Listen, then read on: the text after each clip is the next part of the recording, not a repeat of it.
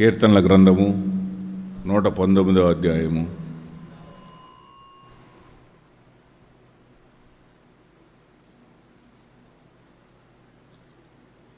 119:37 వచనం చదువుకుందాం. వ్యర్థమైన వాటిని చూడకుండా నా కన్నులు త్రిప్పివేయుము, నీ మార్గములలో నడుచుకొనుటకు నన్ను బ్రతికించుము.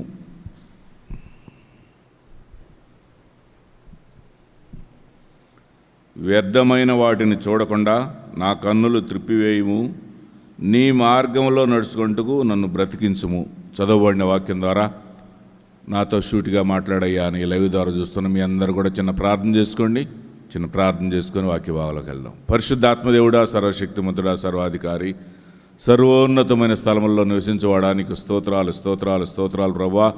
ఎప్పటి వరకు పాడిన పాటల ద్వారా ప్రభా మీరు మహిమ పొందినందుకు స్తోత్రాలు ప్రభా. చేసిన ప్రార్థనలన్నీ ప్రభా, ప్రతి ప్రార్థన ఆలకించి ప్రతిఫలం ఇస్తున్నందుకు కృతజ్ఞతాస్తులు చెల్లించుకుంటూ పరిశుద్ధాత్మదేవుడా నీకు వందనాలు.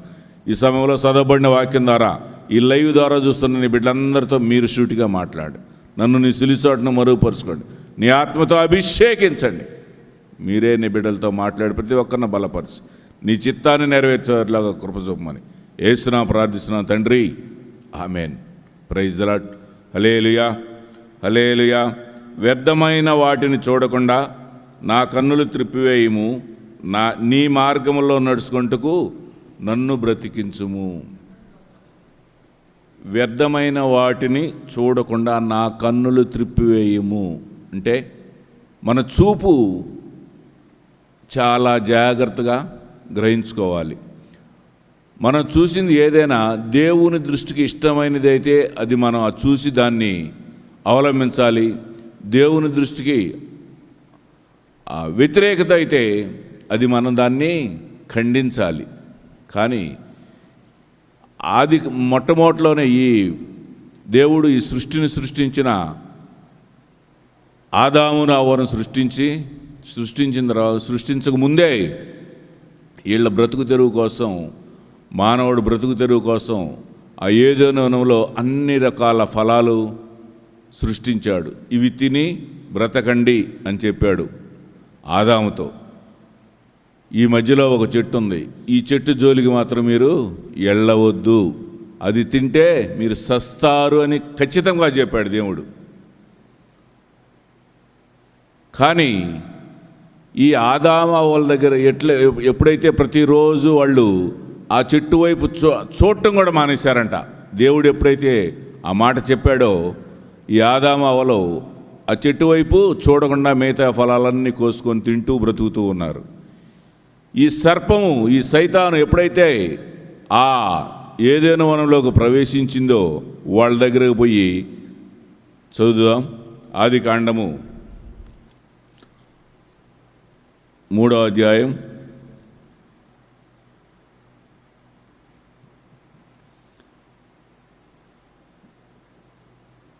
6వ వచనం చదువుకుందాం. స్త్రీ ఆ వృక్షము ఆహారమునకు మంచిదియు, కన్నులకు అందమైనదియు, వివేకమిచ్చు రమ్యమైనదినయుంట చూసినప్పుడు ఈ సర్పము ద్వారా సాతాను ఏం చెప్పిందంటే అవి చూడండి, అసలు మీరు అవి తింటే మీకు తెలివితేటలు వస్తాయని చెప్పి, లేకపోతే జ్ఞానం వస్తుందని చెప్పి మీకు దేవుడే మీరు తినొద్దన్నాడు. మీరు తింటే ఈ లోకమంతా ఇక్కడ జరుగుతున్నీ మీకు తెలిసిపోద్దని చెప్పి మిమ్మల్ని తినొద్దన్నాడని చెప్పి అది ఒక రకమైన దేవునికి వ్యతిరేకమైన మాటలు చెప్పటం వలన అప్పుడు అటువైపు అప్పుడు చూశారు. అప్పుడు చూసినప్పుడు ఎలా ఉన్నాయంటే అవి ఆహారమునకు మంచిదియు, కన్నులకు అందమైనదియు, వివేకమిచ్చు రమ్యమైనదియు నయుండుట చూసినప్పుడు ఆమె దాని ఫలముల్లో కొన్ని తీసుకొని, చూడండి, ఎప్పుడైతే దేవుడైతే వద్దన్నాడు, కానీ ఈ సైతాను ఈ మాయ మాటలకి తల ఒగ్గి అవ్వ ఆ ఫలాలను కోసి ఆమె తిన్నది. ఆమె తినటమే కాదు, ఆదాముకు కూడా ఇచ్చింది. ఎప్పుడైతే వీళ్ళిద్దరు తిన్నారో వీళ్ళకి జ్ఞానం వచ్చేసింది. చూడండి, దేవుడు మీరు సమృద్ధిగా తిని బ్రతకండి అని చెప్పి దేవుడు చెప్తే వద్దు అన్న పని, ఆ వద్దు దానికి వెళ్ళి చూడొద్దు అసలు మీరు అని చెప్పినప్పుడు దాన్ని చూశారు, అవి తిన్నారు, శపించబడ్డారు. ఏ విధంగా ముగ్గురు శపించబడ్డారు. సాతాను శపించబడింది, ఆదాము శపించబడ్డాడు, హవ్వ శపింపబడింది. ఆ చూసినప్పుడు చూసి మెల్లకుండా ఊరుకోవచ్చు కదా, చూసి ఆ పన్ని ఆ కాయల్ని తిన్నారు, శపింపబడ్డారు. ఏ విధంగా శపింపబడ్డారు? అందుకు దేవుడైన యెహోవా సర్పముతో, నీవు దీన్ని చేసినందుకు పశువులన్నిటిలోనూ భూజంతువులన్నిటిలోనూ నీవు శపింపబడిన దానవై నీవు కడుపుతో ప్రాకుచు నీవు బ్రతుకు దినములన్నీ మన్ను తిందువు. అందుకనే నేల మీద ప్రాగుతూ అది ఆ మన్ను తింటూ బ్రతకమని చెప్పి దేవుడు దాన్ని, ఆ పాముని శపించేశాడు. అలాగే స్త్రీని శపించాడు. ఎట్లా? అవని ఆయన స్త్రీతో, నీ ప్రయాసమును నీ గర్భవేదనను నేను మిక్కిలి హెచ్చించేదను, వేదనతో పిల్లలను కందువు. చూడండి, వేదనతో పిల్లలను కందువు అని చెప్పి దేవుడు ఆమెను శపించాడు. అలాగే ఆదామును ఏమని శపించాడు? ప్రయాసముతోనే నీవు బ్రతుకు దినములన్నీ దాని పంట తిందువు. అలాగే ఈ రోజుల్లో రైతులు కూడా ఎంతో కష్టపడి ప్రయాసపడుతూ ఉన్నారు. ఆనాడు శపింపబడింది, ఇప్పటికి కూడా ఈ రైతులు పంట ఎంతో కష్టపడి పండించాల్సి వస్తుంది. ఆ రోజు ఇదిగో నీకు ఫ్రీగా ఉంచాను, నువ్వేం కష్టపడాల్సిన పని లేదు, నువ్వు ఆ ఫలాల్ని తిని బ్రతుకుతా ఉండండి అని చెప్పి ఆదాము చెబితే వద్దు అన్న పని చేసిన దానికి ఇప్పటి వరకు కూడా ప్రతి ఒక్కళ్ళు ఆ శపింపబడిన దాన్ని ఎంతో కష్టపడి పనిచేయాల్సి వస్తుంది. కష్టపడి ఆ పంట చేతికి వచ్చిందో రాదో కూడా తెలియని పరిస్థితి ఈ రోజుల్లో. చూడండి, చూసినప్పుడు దేవుడు చెప్పినప్పుడు అది దేవుడికి అనుకూలమా కాదా అని మనం గ్రహించాలి. అసలు భక్తుడు ఇంకొక ఆయన ఉన్నాడు మన బైబిల్లోనే, దావీదు మహారాజు. ఆయన లెగవంగంలోనే, నేను 5:3 చదువుకుందాం, కీర్తనల గ్రంథము 5:3.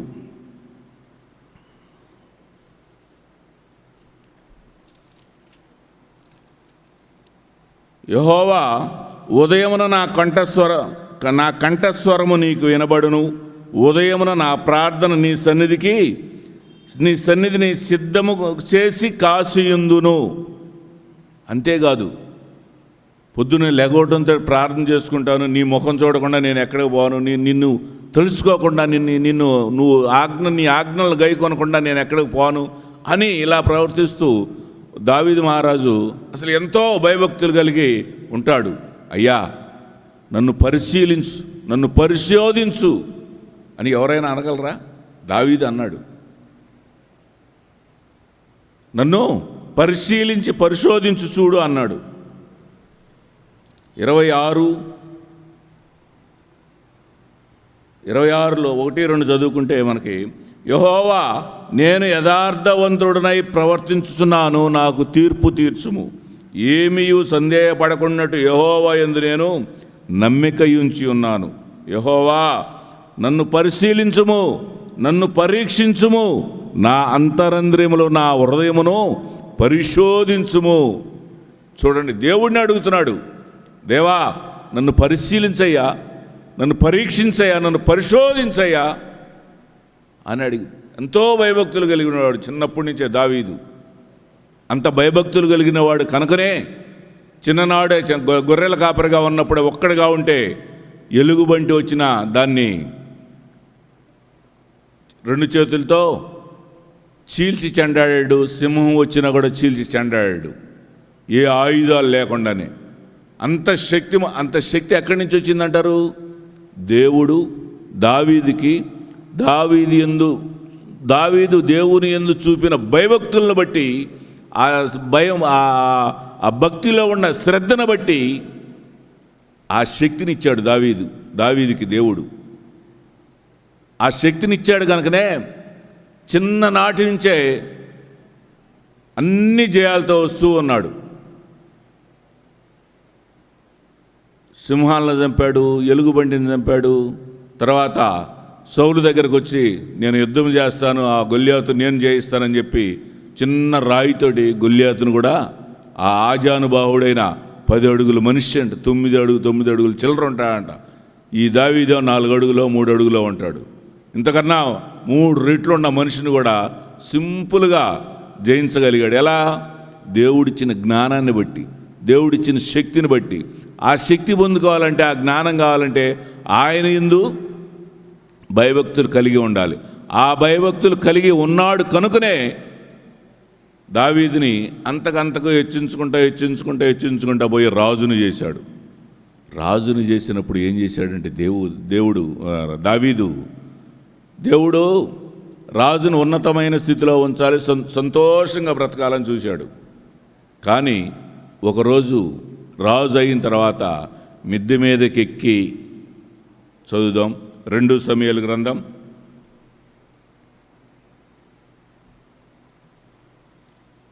11వ అధ్యాయము 2వ వచనం చదువుదాం.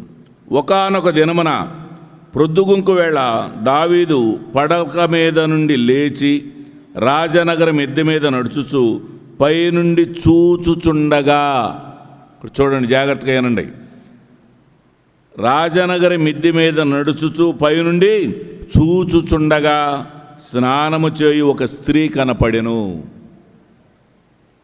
మిద్దె మీదకి వెళ్ళాడు, రాజనగర్ని అట్లా చూస్తా ఉన్నాడు. ఒక స్త్రీ కనపడింది. ఆమె స్నానం చేస్తూ ఉంది, కనపడింది. సౌందర్యవతికి లాగా కనపడింది ఈ దావీదుకి. దావీదు ఎమ్మన్నే ఆయన పని మనుషులు పిలిచి వివరణ అడిగాడు. ఆమె ఎవరు, ఏంటి, ఆమెకు సంబంధించిన వివరాలన్నీ అడిగాడు. అడిగితే, అయ్యా పలానా ఊరయ్య భార్య బెస్తెబా ఆమె పేరు. ఆ ఊరయ్య అనే అతను మన సైనికుల్లోనే, మన యుద్ధం చేస్తూ ఉన్నారు, సైనికుల్లో ఒకడు ఆ ఊరయ్య అని అంటే, అయితే ఆ బెత్సెబాని తీసుకొని రండి నా దగ్గరికి. తీసుకొని వస్తే ఆమెతో కలిసి పాపం చేశాడు. పాపం చేసిన తర్వాత ఆమెను వదిలేసి పంపించేసాడు. 1 నెల రోజులు గడిచిన తర్వాత ఆ బెత్సెబా దావీదు మహారాజు గారికి కబురు పంపింది, నేను గర్భము ధరించాను అని చెప్పి. దావీదు మహారాజు కబురు పంపింగల్లోనే ఈ దావీదు మహారాజు గుండె పగిలిపోయినంత పని అయిపోయింది. అయ్యో, ఆ ఒక్క రాత్రికి ఇదంటే అయిపోయిందని పంపించేశాను అనుకుంటే, మళ్ళీ ఇదేంది, నాకు ఏదో ఉచ్చు బిగుసుకొస్తుంది అని చెప్పి భయం పుట్టుకొచ్చింది. ఎలా, ఏ విధంగా చేయాలి, నేను ఏ విధంగా ఈ గండాన్ని నుంచి బయటపడాలి అనే ఆలోచనతో రాత్రంతా పోకుండా మిద్దె మీదే అటు ఇటు తిరుగుతూ ఆలోచన చేస్తూ ఉన్నాడు. ఆలోచన చేస్తూ ఉంటే ఒక ఆలోచన వచ్చింది. ఊరయ్య సైన్యంలో ఉన్నాడు కదా, యుద్ధంలో ఉన్నాడు కదా అని చెప్పి ఒక సైనికుని, రాజు దగ్గర ఉన్న సైనికుడిని పిలిచి, పోయి ఊరయ్యను తీసుకొని రండి, యుద్ధంలో ఉన్న సైనికుల్లో ఊరయ్య ఉన్నాడు, అతను తీసుకొని రండి అని అంటే ఆ ఊరయ్యను తీసుకొని వస్తాడు. ఊరయ్య వచ్చి రాజు ఎదురుగా నిలబడంలోనే, అయ్యా పిలిచారట అని నమస్కారం చేయంగలోనే, ఊరయ్య బాగున్నావా అని ఆ యుద్ధంలో ఉన్న క్షేమ సమాచారాలు అడిగాడు. యుద్ధం ఎలా జరుగుతుంది, యుద్ధం మన వైపు జరుగుతుందా లేదా ఎదుటివాళ్ళ పక్షాన జరుగుతుందా అంటే అన్ని క్షేమ సమాచారాలు అడిగిన తర్వాత, సరే వచ్చావు కదా, 1 వారం రోజులు ఇక్కడే ఉండు, మీ ఇంటి దగ్గరే ఉండు, మీ ఇంటి దగ్గరే సంతోషంగా గడిపిన తర్వాత మరలా పోదుగోనులే అని చెప్పి 1 వారం ఉండు అని చెప్పి పంపించేశాడు. రాజుగారి ఆలోచన ఏంటంటే, దావీదు ఆలోచన ఏంటంటే, ఈ ఊరయ్య ఈ ఇంటి దగ్గర ఉంటే ఈ 6 రోజులుండి పంపించేస్తే తర్వాత ఆ ఊరయ్య యుద్ధం నుంచి వచ్చిన తర్వాత ఈమె ఎదురికి గర్భిణి అయింది, ఊరయ్య ద్వారానే గర్భిణి అయింది అని చెప్పవచ్చు అని చెప్పి అలాంటి ప్లాన్ చేశాడు ఈ దావీదు. ఈ ఊరయ్య ఏం చేశాడు, ఇంటికి వెళ్ళమంటే ఆ రాజనగర్లోనే ఆ మెయిన్ ద్వారం దగ్గరే 1 రోజు 2 రోజులు గడిపాడు ఇంటికి వెళ్ళకుండా. తర్వాత రాజు చూసి, ఏం ఊరయ్య, నేను ఇంటికి వెళ్ళమని చెప్పాను కదా, నీ భార్యతో సంతోషంగా ఉండమని చెప్పాను కదా, నువ్వు ఎందుకంటే, అయ్యా అక్కడ యుద్ధం జరుగుతుంటే మిమ్మల్ని ఎక్కడెక్కడ చూస్తూ ఉంటే నేను నా భార్యతో సంతోషంగా ఉండమంటారా, నేను ఉండలేనయ్యా అని చెప్పి రాజు ఎంత భయము భక్తి కలిగిన వాడు చూడండి. ఆ రాజ్యం మీద ఎంతో భయము భక్తి కలిగినాడు ఈ ఊరయ్య. అంతటి ఊరయ్య భార్యని ఈ రాజు శయనించి పాపం చేశాడు. అప్పుడు ఏం చేయాలో ఆలోచించి ఆ ఊరయ్య చేత ఊరయ్యకి ఒక లెటర్ రాసి పోయిల్లు నువ్వు యుద్ధానికి వెళ్ళని చెప్పి పంపించాడు. ఆ లెటర్లో ఏం రాశాడంటే, ఆ యుద్ధం అక్కడున్న అధిపతికి ఈ ఊరయ్యని ఎక్కడైతే యుద్ధము బాగా గంభీరంగా జరుగుతూ ఉంటుందో అక్కడ ఈ మన ఊరయ్యని ముందు పెట్టు, ఎక్కడైతే మన సైనికులు చనిపోతూ ఉండరో అక్కడ ఈ ఊరయ్యని ముందు పెట్టు అని చెప్పి, ఎట్లాగైనా ఈ ఊరయ్యని చంపేసేయాలి అని చెప్పి ఆ లెటర్లో రాశాడు.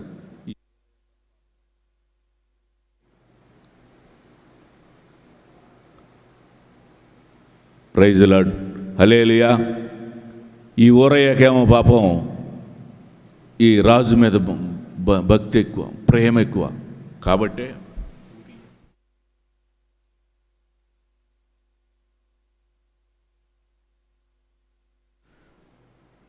ఈ ఊరియా ఆ లెటర్ పట్టుకొని ఇది నా నా నా సావుకు వచ్చిందని అనుకోకుండా సంతోషంగా వెళ్ళాడు. ఆ అధిపతికి ఈ ఊరి ఆ లెటర్ ఇచ్చేదానికి తీసుకెళ్ళి ఆ సైన్యంలో ముందే నిలబెట్టాడు. కొంతమంది సైనికులను చనిపోయారు. ఎమ్మడినే కబురు చేశాడు రాజుకి. చనిపోయిన సైనికుల్లో ఊరియా ఉన్నాడు అని కబురు చేశాడు. కబురు చేసేదానికి ఈ వార్త బెత్షెబా కూడా తెలిసి కొన్నాళ్ళ పాటు బాధపడింది. ఆ తర్వాత ఈ బెత్షెబాని దావీదు తీసుకొచ్చి భార్యగా పెట్టుకున్నాడు. ఈ భార్య ఎప్పుడైతే పెట్టుకున్నాడో అప్పుడు దేవుడు దావీదుని శపించేశాడు. దావీదు చూసిన ఆ పాపానికి దావీదుని శపించాడు. ఎలా శపించాడంటే,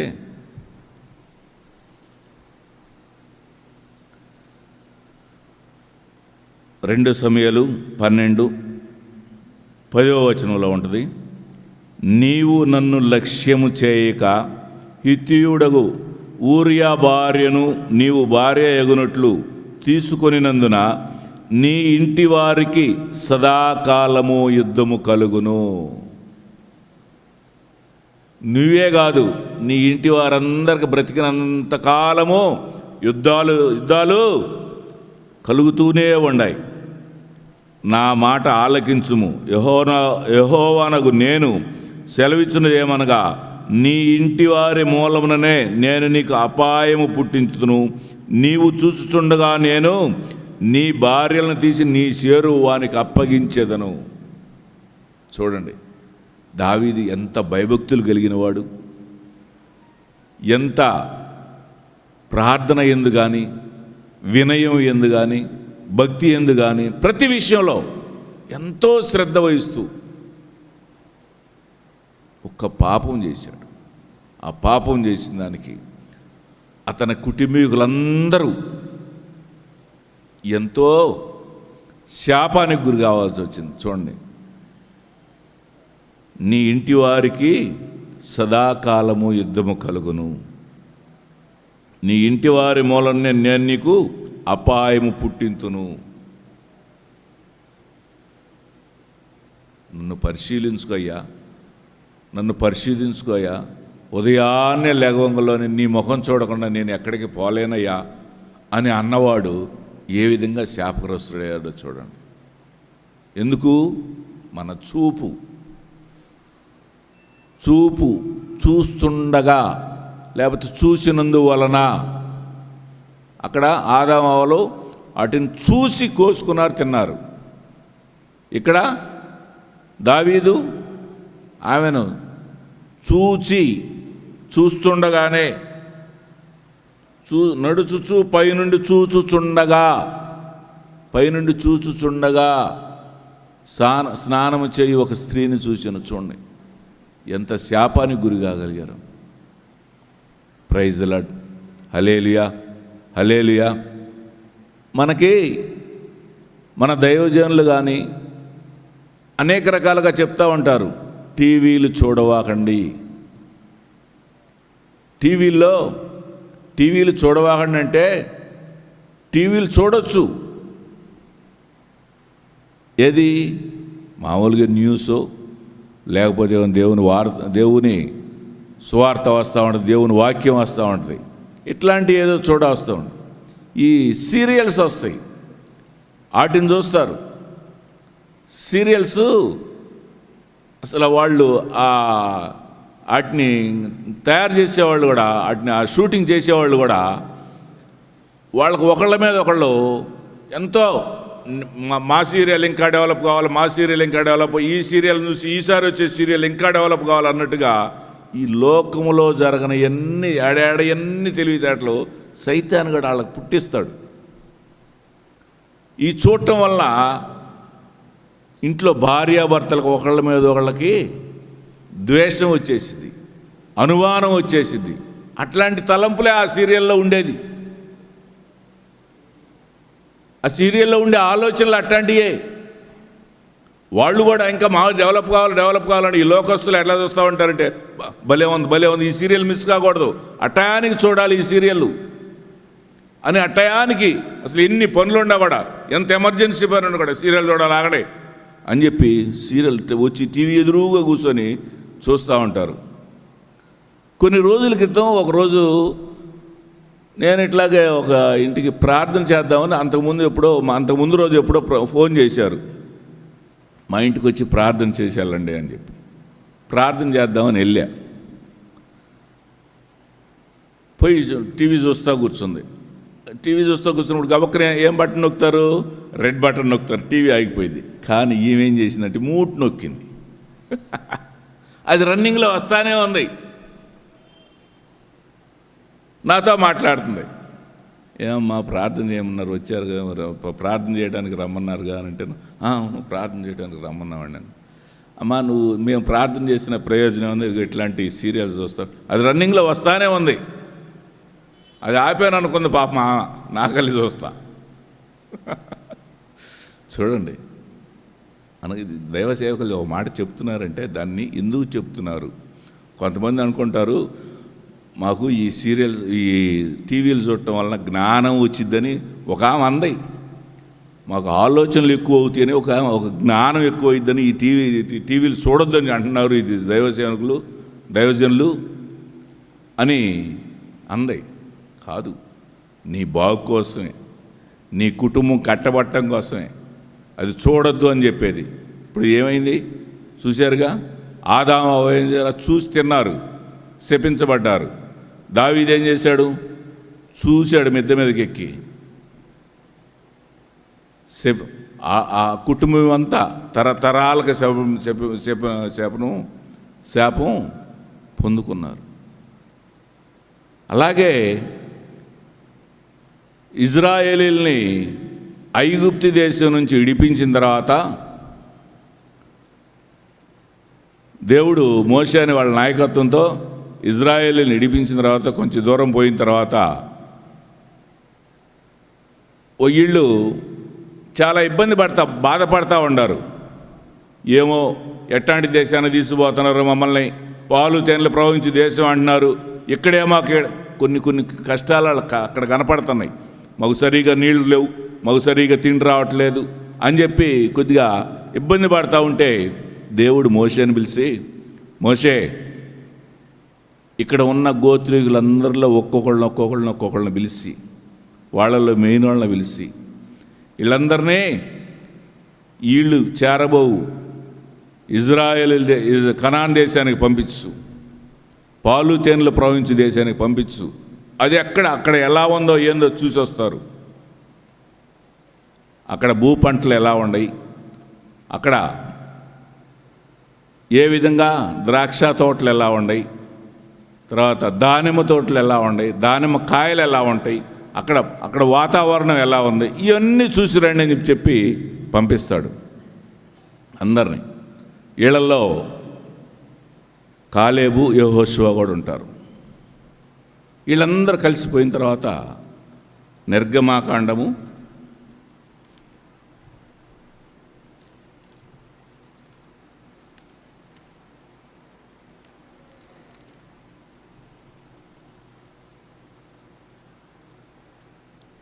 13 సంఖ్యాకాండము 13:1-2 చదువుకుందాం. యెహోవా మోషేకు ఈలాగు సెలవిచ్చెను, నేను ఇజ్రాయేలుకు ఇచ్చుతున్న కనాను దేశమును సంచరించి చూసుటకు నీవు మనుషులను పంపుము. వారి పితరుల గోత్రముల్లో ఒక్కొక్క దాని నుండి ఒక్కొక్క మనుషుని మీరు పంపవలను. వారిలో ప్రతివాడు ప్రధానుడై ఉండవలను. ప్రధాన మెయిన్ ఆ గోత్రాలు ఎవరైతే ఉండారో ప్రధానులందరూ పంపించాడు. దాన్ని ఏం చెప్పాడంటే, దానిలో నివసించు జనము బలము గలదో బలము లేనిదో, కొంచెమైనదో విస్తారమైనదో, వారు నివసించు భూమి ఎట్టిదో అది మంచిదో చెడ్డదో, వారు నివసించు ఫలములు ఎట్టివో, వారు గుడారముల్లో నివసించుదురో కోటల్లో నివసించుదురో, ఆ భూమి సారమైనదో నిస్సారమైనదో, దానిలో చెట్లున్నవో లేవో కనిపెట్టవలను. మరియు మీరు ఆ దేశపు పండ్లలో కొన్ని తీసుకుని రండి అని దేవుడు మోషేకు చెప్పాడు. అట్లాగా చెప్పు వాళ్ళకని చెప్పి మోషే పోయి అలాగే అవన్నీ చూసి, మీరు వత్త అక్కడ పండే పంటల్లో ద్రాక్షకాయలు కానీ దానిమ్మకాయలు కానీ అవి చూస్తేనే మనకు అసలు ద్రాక్ష గెల ఒక్కోటి పెద్ద పెద్ద గెలలు ఉంటాయి. బైబిల్లో రాసిన ప్రకారం అయితే 2 మోసారంట ఒక గెలని. అట్లాంటి గెల నేను చూడలేదు, కానీ ఇజ్రాయెల్ పోయినప్పుడు చూశాం. అంత పెద్ద గెలలు చూడలేదు. మరి ఆ రోజుల్లో ఉండేమో 2 మనుషులు మోయగల గెలలు ఉండే ఉంటాయి, లేకపోతే బైబిల్ ఎందుకు రాస్తారు? అలాగే దానిమ్మకాయలు, దానిమ్మకాయ ఇంత తలా ఉంటుంది. దాన్ని సగానికి కోసి ఇట్లా మిక్సీలో ఇట్లా పెట్టుకులోనే ఇంత పెద్ద జగ్గు వస్తాయి. దాని రసం $1 తీసుకుంటారు దానికి. అంత పెద్ద కాయలు అవి. అంత పుష్టికరమైన పంటలు పండుతాయి అక్కడ. అవన్నీ చూసి వస్తా మీరు వాటిని కొన్నిటిని తీసుకొని రండి అని చెప్పి దేవుడు మోషే చెబితే, మోషే ఎలా చెప్తే అలాగే పోయారు. కానీ కాలేబు యెహోషువ వాళ్ళ పని వాళ్ళు చూసుకుంటూ ఉంటే మిగతా వాళ్ళు ఏం చేశారంటే 28వ వచనం చదువుకున్నాం. అయితే ఆ దేశంలో నివసించే జనులు బలవంతులు, వారి పట్టణములు ప్రాకారం గలవి, అవి మిక్కిలు గొప్పవి, మరియు అక్కడ అనాకీయులను చూసితిమి. అనాకీయులు అంటే ఎవరంటే 33వ వచనం చదువుకుంటే అక్కడ నెఫీలీయుల సంబంధులైన అనాకు వంశపు నెఫీలీయులను చూసితిమి. మా దృష్టికి మేము మిడతల వలె ఉంటిమి, వారి దృష్టికిని అట్లే ఉంటిమి అన్నారు. వాళ్ళు శపించబడినవారు, వికృత రూపము కలిగిన వారు. దేవుడు ఆళ్ళను చూడమల్లా ఇవన్నీ చూసి రండి అని చెప్పి దేవుడు పంపిస్తే వీళ్ళు పోయి వీళ్ళని చూసి వచ్చాడు. వీళ్ళని చూసి వచ్చిన వాళ్ళకు భయం కలిగిపోయి, వామో ఆ దేశమా, ఆ దేశంలో పోతే మనం బ్రతకలేము అని ఇక్కడికి వచ్చి చెప్తా ఉన్నారు. కొంతకాలం అయిన తర్వాత వీళ్ళు ఆ భయానికి చనిపోయారు. వాళ్ళలో కాలేబు యెహోషువ మాత్రం ధైర్యంగా ఉండి వీళ్ళని ఇంకా బలపరిచారు. ఈ ఇజ్రాయేలుల్ని, ఐగుప్తు నుంచి విడిపించిన ఇజ్రాయేలుల్ని ఇంకా బలపరిచారు. చూడండి, ఇక్కడ కూడా చెయ్యొద్దన్న పని చూడొద్దు, మీరు నేను చెప్పింది చెయ్యండి అని చెప్పి దేవుడు చెప్పితే వీళ్ళు ఏం చేశారు? చూడొద్దు అన్నది చూశారు. వాళ్ళతో మీకేం పని? నేను మీకు కనాన్ దేశానికి పంపిస్తున్నా, పాలు తేనెల ప్రవహించే దేశానికి పంపిస్తున్నా, దాన్ని చూసి రండి. అవన్నీ చూసి వస్తా పళ్ళు తీసుకొని రానంటే ఈ అనాకీయులను చూశారు. వాళ్ళు అనాకీయులను చూసి వీళ్ళు భయప్రాంతులై చనిపోయారు. భయంతో చూడొద్దు అనేది చూస్తూ ఉంటారు. దేవుడు మనం ఏదైతే చూడొద్దు అని చెప్తాడో అదే మన ముఖంలో మనం ఒక్కోసారి మనం చూస్తూ ఉంటే మన ముఖంలో కదలికలు కనపడతాను ఉంటాయి. ఇది చూడొచ్చా చూడకూడదా, చేయొచ్చా చేయకూడదా అని చెప్పి మన ముఖంలో అది ఆ విధంగా క్లియర్గా కనపడిద్ది. యేసు ప్రభు వారు సువార్త ప్రకటించుతున్న దినాల్లో ఒక ప్రాంతంలో సువార్త ప్రకటించిన తర్వాత శిష్యుల్ని మీరు ఆ దరికి పోండి, నేను వస్తానని చెప్పాడు. శిష్యుల్ని మీరు ఆ దరికి పోండి, నేను వస్తానని చెప్పాడు. తర్వాత నేను వస్తానని చెప్పాడు. వీళ్ళు దోనెక్కి పోతా ఉన్నారు. పోతా ఉంటే కొంత దూరం పోయిన తర్వాత అంటే సుమారుగా తెల్లవారుజాము వచ్చేదలికి పోతా ఉండారు. ఆ తెల్లవారుజాము వచ్చేదలికి గాలి వాన వచ్చింది. దోనిలో చిన్నగా పోతా ఉండారు, గాలి వాన వచ్చింది. కానీ అయినా చిన్నగానే పోతా ఉండారు. ఈలోపు యేసు ప్రభు వారు ఏం చేశారంటే ఆ నీళ్ల మీద నడుచుకుంటూ పోతూ ఉంటే ఈ పేతురు మిగతా శిష్యులంతా చూశారు, కేకలేశారు. అమ్మో దెయ్యం వస్తుంది, సాతాను దెయ్యం వస్తుందని చెప్పి కేకలేశారు. ఆ మాట విన్నాడు దేవుడు. యేసు ప్రభు వారు యేసయ్య ఆ మాటని భయపడకు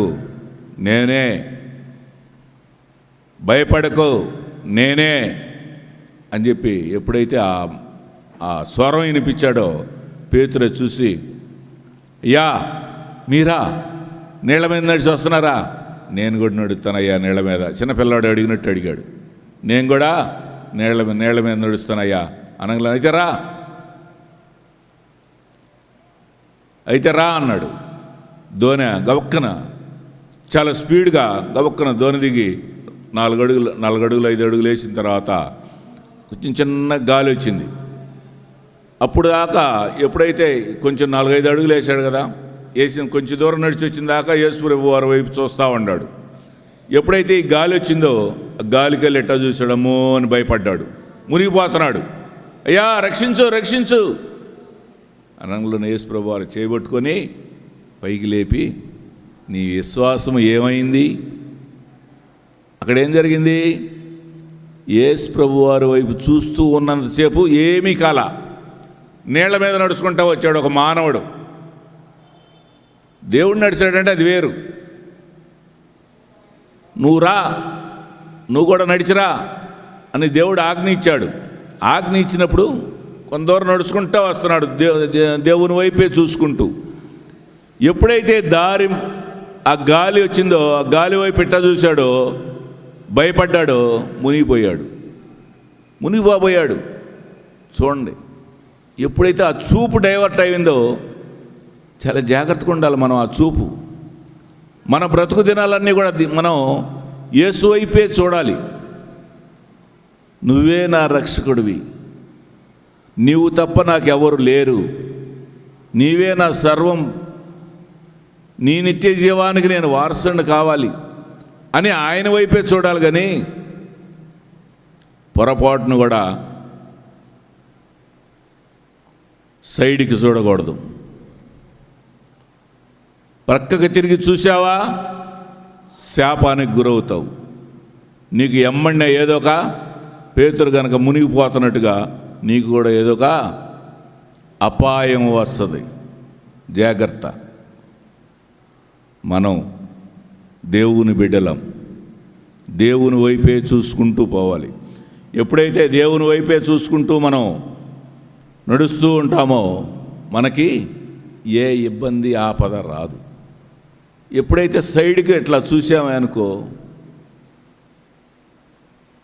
పేతురు ఎలా మునిగిపోయాడో నీ కుటుంబం కానీ నీ పయనం కానీ అలాగే దారి తప్పిపోయింది.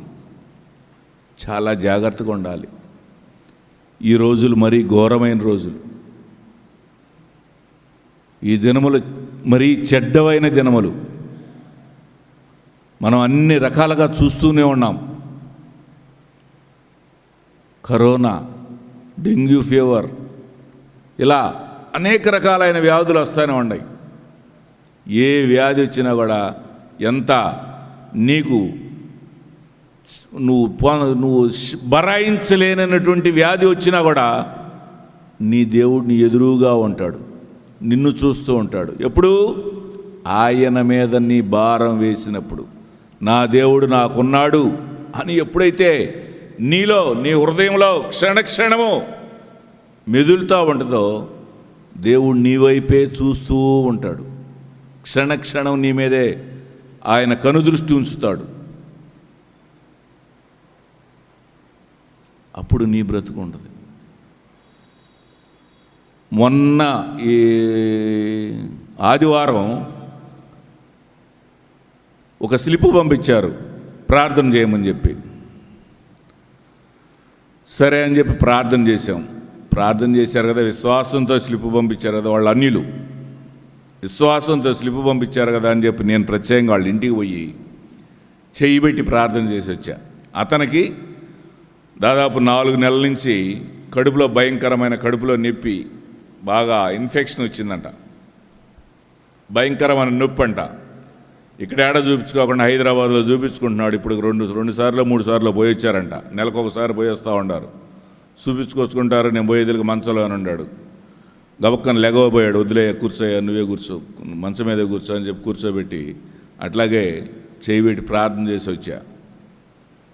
ప్రార్థన చేసి వచ్చిన తర్వాత ఆ రోజు సాయంత్రం నుంచే ఆ నొప్పి అనేది తగ్గిందంట అతనికి. మరుసటి రోజు హైదరాబాద్ పోయారు. హైదరాబాద్ పోతే హైదరాబాద్లో ఆ డాక్టర్లు చెప్పారంట, నీలో ఏ లోపం లేదు, నీకు బ్రహ్మాండంగా ఉంది, పోయినసారి కొద్దిగా ఇన్ఫెక్షన్ కనపడింది, ఇప్పుడు ఏమీ లేదన్నారంట. తిరిగి వచ్చిన తర్వాత వాళ్ళు చర్చి కాడికి వద్దామని అనుకుంటున్నారంట. దేవుడు నాకు ప్రేరేపణ కల్పించి వాళ్ళ ఇంటికి నిన్నటి దినాలు వెళ్ళా. మొన్న వెళ్ళాను. వెళ్తే, సార్ నేను మీ చర్చి కాడికే వద్దాం అనుకుంటున్నాము, మీరు వచ్చి ప్రార్థన చేసి వెళ్ళిపోయిన కాడి నుంచి నాలో ఆ బలహీనత అంటూ కనపడలేదు, నొప్పి పూర్తిగా తగ్గిపోయింది. అక్కడ డాక్టర్ దగ్గరకు పోతే డాక్టర్ కూడా నీలో ఏమీ లేదని చెప్పాడు అని అంటే, నేను చెప్పాను అయితే మీరు రేపు 6 నుంచి చర్చికి రండి అంటే అంది వాళ్ళ ఆవిడ, నేను వస్తానండి అంది. ఎమ్మండి ఇతనండి, అదేంది నువ్వు వస్తానంటావు, తగ్గింది నాకు, నేను కూడా వస్తా, మేము ఇద్దరం వస్తామండి అని వాళ్ళు అంటున్నారు. మాకు కొద్దిగా మొక్కుబళ్ళు ఉన్నాయి సార్, ఆ మొక్కుబళ్ళు ముగించుకున్న తర్వాత ఇక మీ దగ్గరకు వస్తాం, పూర్తిగా మాలో మా ఇంట్లో ఏమి ఉంచకుండా చేస్తాం అన్నారు. అట్లా కుదరదమ్మా. ఎప్పుడైతే నువ్వు దేవుని మీదే ఆధారపడి మీరు విశ్వాసం ఉంచారు, ఆ విశ్వాసాన్ని అట్లాగే ఉంచండి. మరలా వెనక్కి తిరిగిపోయావనుకో ఇంతకంటే ఘోరమైన నీకు శాపం వస్తుంది. ఇప్పుడు ఇది కూడా వరకు, ఇప్పుడు ఇది ఇన్ఫెక్షన్ లాంటిదే వచ్చింది, మరలా వెనక్కి తిరిగి వరకు జాగ్రత్త అంటే, అయ్యో అట్లాగనా, అయితే మేము ఎక్కడికి పోం, ఇక ఏం చెయ్యం, మేము మీ దగ్గరికి వస్తామని చెప్పి వాళ్ళు. చూడండి, విశ్వాసం ఉంచాలి, దేవుని వైపు చూడాలి. మన చూపుల్లో ఆయన అది గ్రహిస్తాడు. మనం ఎప్పుడైతే ఆ చూపుల్లో మనకల్లి ఎప్పుడైతే ఆయన గ్రహిస్తాడో అప్పుడు మన మీద ఆయన దృష్టి ఉంచుతాడు. మనకు కావలసిన సర్వాన్ని కూడా, మనకు కావలసిన ఆశీర్వాదాలు కూడా మెండుగా కుమ్మరిస్తాడు. నిజం. కొన్ని సందర్భాల్లో అనేక రకాలుగా చూస్తూ ఉంటాం. ఈ మధ్య ఎవరో ఒక చోట అన్నారు, ఆయన వస్తున్నాడు, ఆయన కోరిక మనుషులు కలిసి చూస్తూ ఉంటాడు, ఊరికి మనుషులు కలిసి. నీకేం పని? నువ్వు పోయిన పని అది చూసుకో రా. మనుషులతో మనుషుల వైపు చూడటం నీకేం పని? అట్లా చూడటబట్టేగా వాళ్ళు ఆ మాట అంటుంది. అది చూడకపోతే నేను ఆ మాట అనరుగా. మనము లెగవంగల్లోనే దేవుని వైపు చూడాలి, దేవుని మీద ఆధారపడాలి, దేవుని వాక్యం వైపు చూడాలి. వాక్యం వైపు చూడటం కాదు, వాక్యాన్ని చదవాలి, ఆ వాక్యానుసారంగా నడుచుకోవాలి.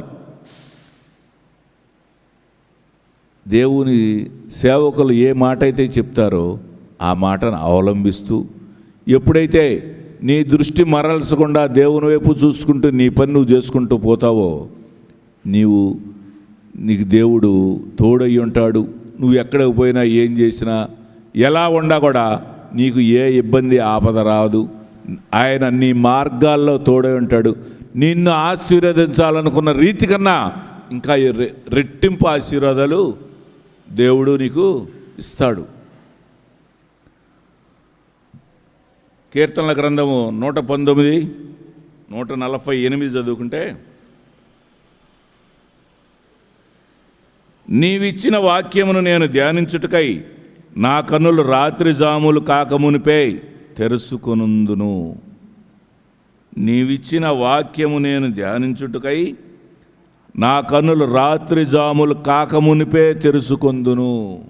ఏందంట చూడండి, నీవిచ్చిన వాక్యం నేను ధ్యానించుటకై నా కన్నులు రాత్రి జాములు కాకముందే తెరుచుకుంటా. అంటే రాత్రిపూట కూడా నీవిచ్చిన వాక్యాన్ని నేను ధ్యానించుకుంటూ బ్రతకాలి. అలా బ్రతుకుతాను అని నీలో ఉండాలి. అదొక ఆలోచన, తపన, ఆవేదన ఉండాలి నీలో. ఎప్పుడైతే అంత ఆసక్తి కలిగి, అంత శ్రద్ధ కలిగి దేవుని వైపు చూసుకుంటూ బ్రతకాలని ఆశ కలిగి ఉంటావో, నీ ఆశల్ని తప్పనిసరిగా నెరవేరుస్తాడు. ఏదో చిన్న రోగం వచ్చిందని చెప్పి నువ్వు బాధపడవాక, దేవుని వైపు చూడు, దేవుని మీద ఆధారపడు. ఏదో కొద్దిగా ఇబ్బంది, ఇంట్లో కొద్దిగా చిన్న మాట వలన తేడా వచ్చింది అనుకోవాక, ఎప్పుడైతే దేవుని వైపు చూసుకుంటూ, దేవునితో ప్రార్థన చేసుకుంటూ, దేవుని వాక్యం మీద నువ్వు ఎప్పుడైతే ఆధారపడవు, నీ ఇంట్లో కూడా సంతోషము, సమాధానం, నెమ్మది వస్తుంది. వాక్యానుసారంగా నడుచుకోవాలి, దేవుని మాట వినాలి, దేవుని వైపు చూడాలి. అప్పుడే నీ బ్రతుకు మారిపోయేది పూర్తిగా. ఎప్పుడైతే వాక్యం, దేవుని పట్ల శ్రద్ధ, దేవజనులు చెప్పిన మాట నువ్వు అవలంబించుకుంటూ నడుచుకుంటూ పోతావో, నువ్వు దేవుని ఆశీర్వాదాలు పొందుకుంటావు. ఈ దినాలు మరి ఘోరమైన దినాలు, రాకడ సమీపంలో ఉంది. నీ చూపుని అటు ఇటు త్రిప్పవాక, దావీదు వలె శపించబడవాక. దావీదు ఎంత భక్తి గలవాడు. నేను భక్తి పరుణ్ణి అని అనుకోవాక, నేను భక్తి పరురాలని అని అనుకోవాక, నువ్వు చూసే చూపు వైపు, నువ్వు చేసే పని వైపు దేవుడు చూస్తాడు. ప్రతి విషయంలో మనం చాలా చాలా జాగ్రత్తగా ఉండాలి. ఎప్పుడైతే నువ్వు ఆ చూపును మరల్చుకుంటూ దేవుని వాక్యాన్ని ధ్యానించుకుంటూ లెగవంగంలోనే లేచిన కాడి నుంచి ఆ దేవుని మీదే, లెగవంగంలోనే కాదు, నువ్వు నిద్రపోతున్నా కూడా లెగవంగంలోనే ముందు, అయ్యా ఇప్పటి వరకు నన్ను కాచి కాపాడేవు తండ్రి,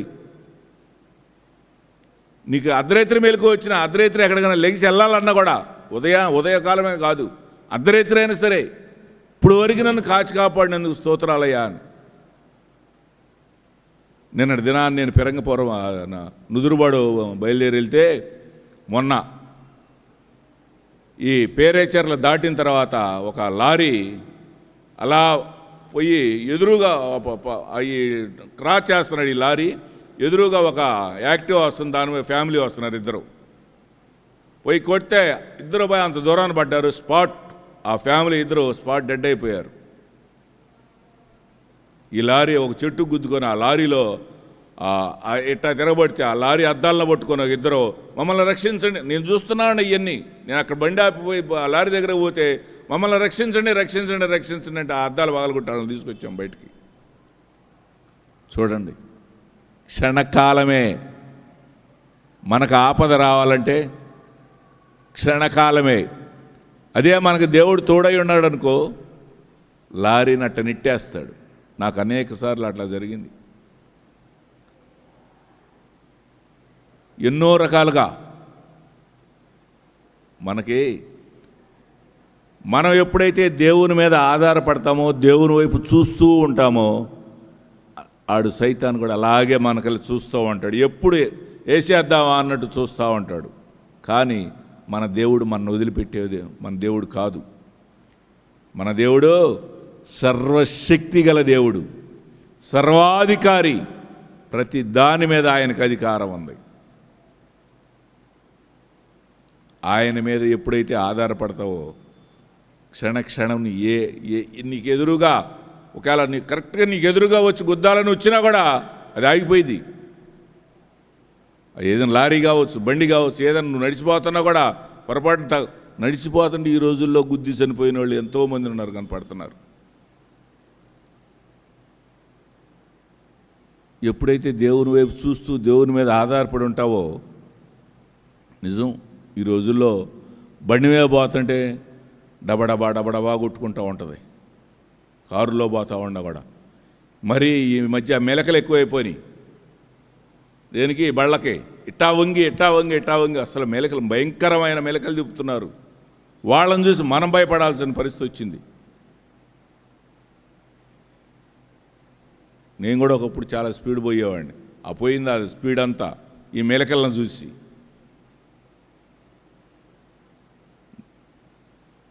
మనం వెళ్ళాల్సిన రూట్లో మనం వెళ్ళాలి, కానీ ఆడు మెలకలు తిప్పుకుంటా పోతున్నాడని మనం కూడా వాడి వెనకమాల మెలకలు తిప్పుకుంటా నీకు మెలక పడిద్ది. మనం చాలా జాగ్రత్తగా ఉండాలి. ఈ రోజుల్లో మరి పాపం ఎక్కువైపోయింది లోకంలో. ఆ పాపాన్ని తట్టుకొని ఉండాలంటే మనం దేవుని వైపే చూడాలి, ఎటూ చూడకూడదు. ప్రతి క్షణము ఆయన మీదే ఆధారపడాలి. నీవే నాకు సర్వమయ్యా అని చెప్పి. లూకాసు వార్త 11వ అధ్యాయం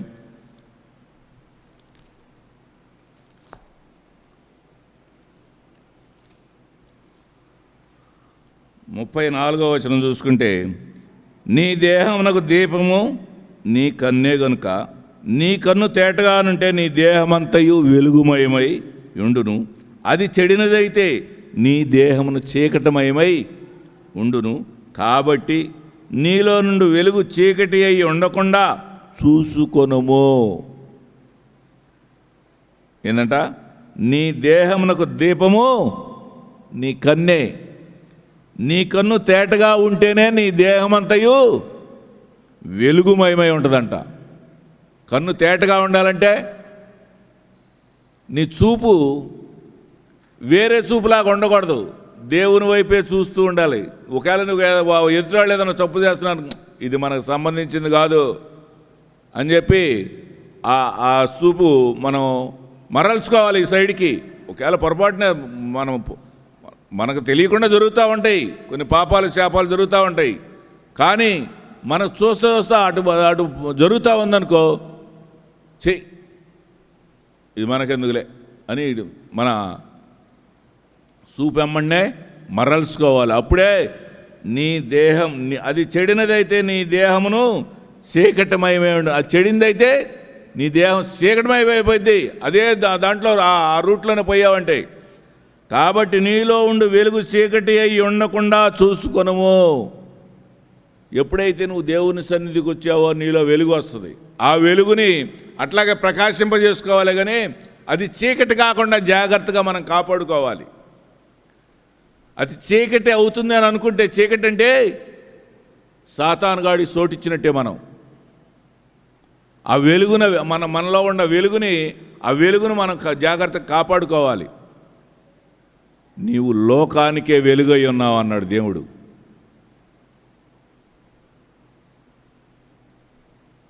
ఎప్పుడైతే ఆయన మీద ఆధారపడుతుంటావో నువ్వు కూడా నీలోంచి వెలుగు వచ్చేసింది ఆటోమేటిక్గా.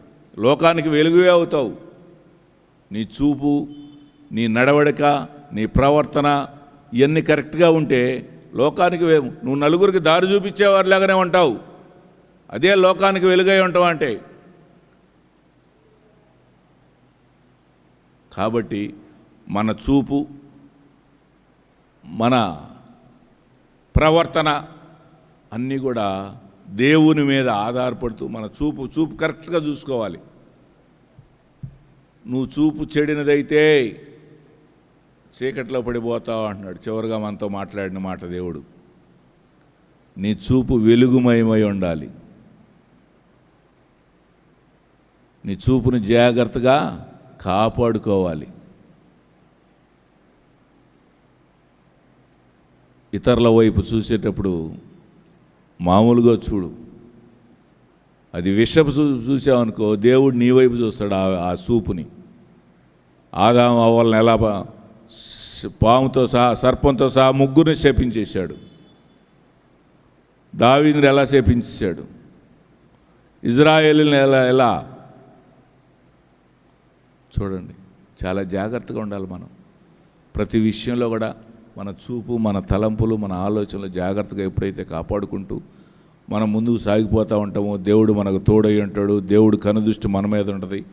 మన దృష్టి కూడా కరెక్ట్ రూట్లో పోతూ ఉంటుంది. ఈ కొద్ది మాటలు దేవుడు దీవించి ఆశీర్వదించును గాక. ప్రార్థన చేసుకుందాం. అందరు కళ్ళు మూసుకోనండి. పరిశుద్ధాత్మదేవుడా, సర్వశక్తిమంతుడా, సర్వాధికారి అయిన తండ్రి, నీకు స్తోత్రాలు ప్రభువా. ఇప్పటివరకు నీ బిడ్డలందరితో మీరు మాట్లాడినందుకు స్తోత్రాలు ప్రభువా. చూపు ప్రభువా, అయ్యా నీకు వ్యతిరేకమైన చూపు చూడకుండా ప్రభువా నీ బిడ్డలందరూ నీ కనుదృష్టి వారిపై ఉంచమని ప్రార్థిస్తున్నా ప్రభువా. నీకు స్తోత్రాలు ప్రభువా. చూపులో ఎక్కడా తడబడకుండా ప్రభువా నీ వైపే చూసుకుంటూ బ్రతికే కృపను ప్రతి ఒక్కరికి దయచేయండి నాయన. విన్న ఒక్కరు కూడా ప్రభువా నీకు గొప్ప సాక్షులుగా నిలబట్టడానికి ద్వారాలు తెరవండి. ప్రతి విషయంలో కృప చొప్పున కుటుంబాలను ఆశీర్వదించండి. ఆ కుటుంబాల్లో కావాల్సిన ప్రతిదీ కూడా సమకూర్చండి. కుటుంబాల్లో ఎవరిలో ఏదైనా ప్రభువా అనారోగ్యంతో ఉంటే అనారోగ్యం నుంచి కూడా విడుదల కల్పించి ప్రభువా నీ బిడ్డలకు మంచి ఆరోగ్యం దయచేసి ముందునెదురు గొప్ప సాక్షిగా నిలబెట్టుకోనమని, మీరు మాత్రమే మహిమకంత ప్రభావాలు పొందుకొనమని నజరేయుడైన యేసుక్రీస్తునామమున ప్రార్థించి అడిగి వేడుకొనుచున్నాను తండ్రి, ఆమేన్. తండ్రి ప్రేమ, యేసుక్రీస్తు వారి కృప, పరిశుద్ధాత్మదేవుని అన్యోన్య సహవాసము ఈ లైవ్లో పాల్గొన్న ప్రతి కుటుంబానికి, మినిస్ట్రీకి, సేవకులకి సదాకాలం తోడైండి నడిపించును గాక. ఆమేన్. Praise the lord. అందరికీ నా హృదయపూర్వకమైన వందనాలు తెలియజేసుకుంటున్నాను. మా కొరకు కూడా ప్రార్థన చేయండి.